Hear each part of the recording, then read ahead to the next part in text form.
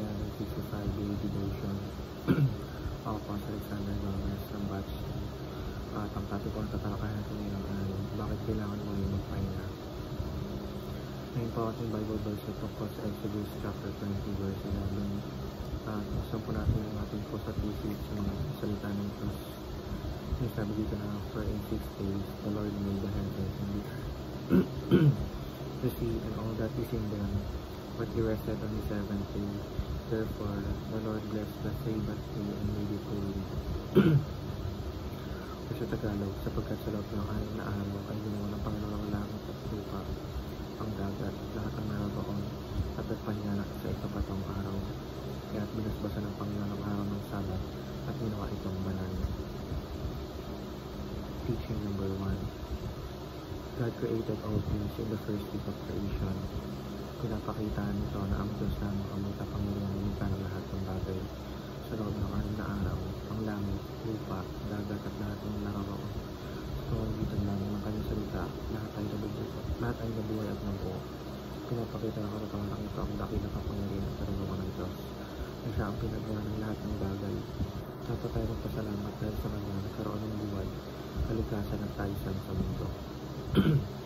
Teaching number 2. God can do all things progressively or instantly. Pinapaalala nito na walang imposible sa Diyos, kaya yung gawin ang lahat ayon sa kanyang nais. Maging dahan-dahan o agad-agad. Minsan, pinapakita niya ang kanyang kapangyarihan sa tamang panahon, upang turuan tayo magtiwala at maghintay. Ang paraan ng Diyos ay layang perfecto, kahit hindi agad natin ito maintindihan, kaya dapat tayo marunong magpasensya at manampalataya sa kanyang proseso dahil ang bawat takbo ay nalulunod.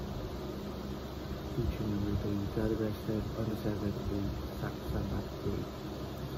Sabbath day. Matapos likhain ang lahat, nagpahinga ang Diyos sa ikapitong araw bilang halimbawa sa atin.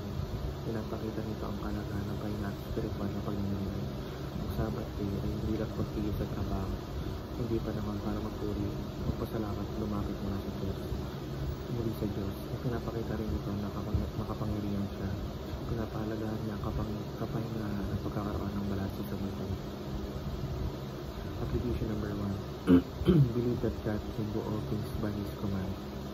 Dapat natin paniwalaan ng salita ng Diyos ay may kapangyarihan. Kung sa salita pa lang niya ay nilikha ang buong daigdig, kaya rin niyang baguhin ang anumang sitwasyon sa ating buhay.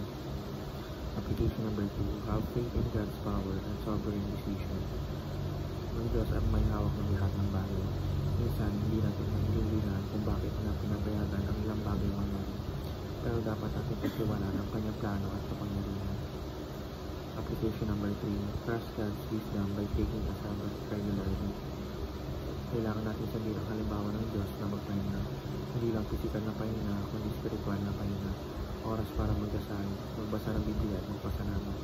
Kapag binibigyan natin ng oras ang Diyos, pinapatatag niya ang ating pananampalataya at binibigyan tayo ng bagong lakas para sa susunod na mga araw. Ngayon lamang po ang aming devotions. Maraming salamat.